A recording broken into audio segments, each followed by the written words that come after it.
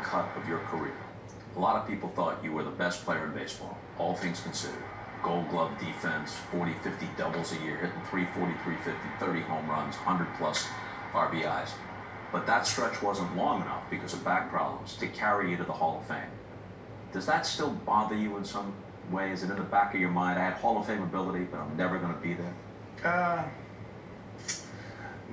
If anything, just a very small tinge of it, because I think you're all blessed with something, right? I was blessed with, ability to hit. I feel like I, in a sense, overachieved. I'm a 19th round pick. I couldn't run. I didn't really have a good arm. At some point, I was never considered a power guy. A lot of those things came about because of a lot of hard work.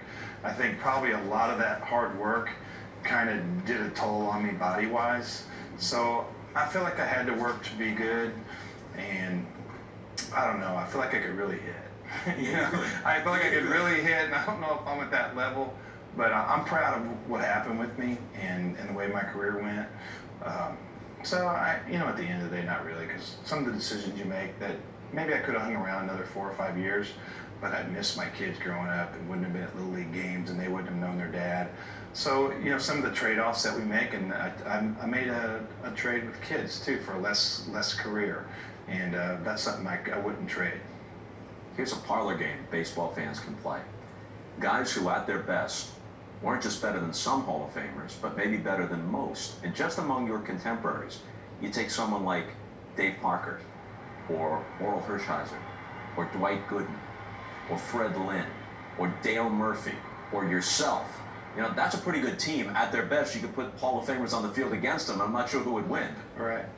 That's a pretty good group. I like being in that group right there. I take my chances with those guys, because a lot of guys that you said, I just respect so many players. And I look at the Hall of Fame as obviously great players, and were great for a long time.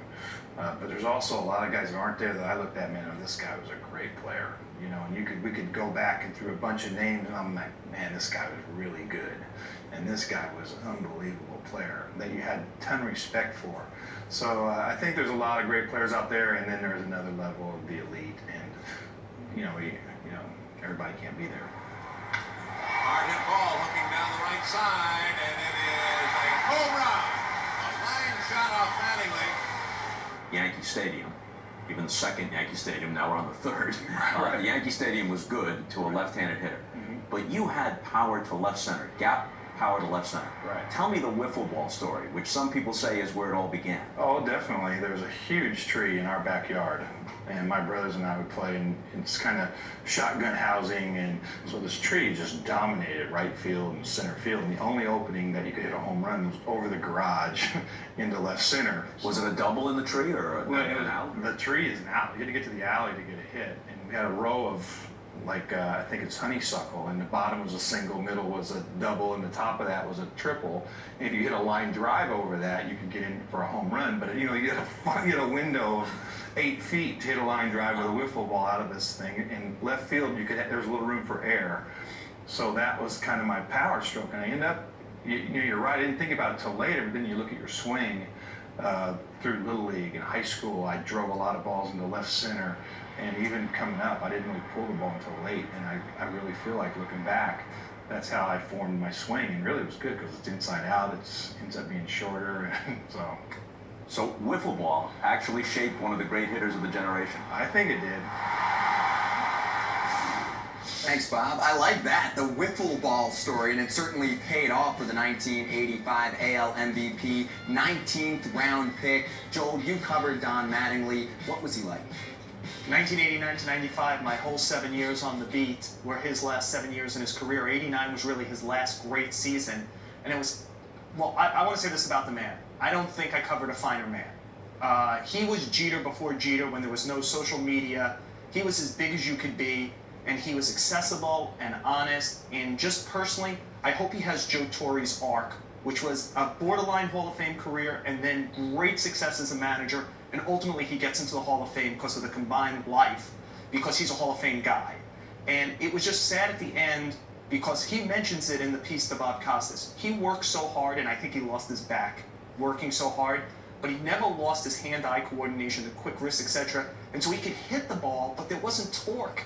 And so, like, he hit the ball, and his average came down because he put the ball in play, but not with the force he used to.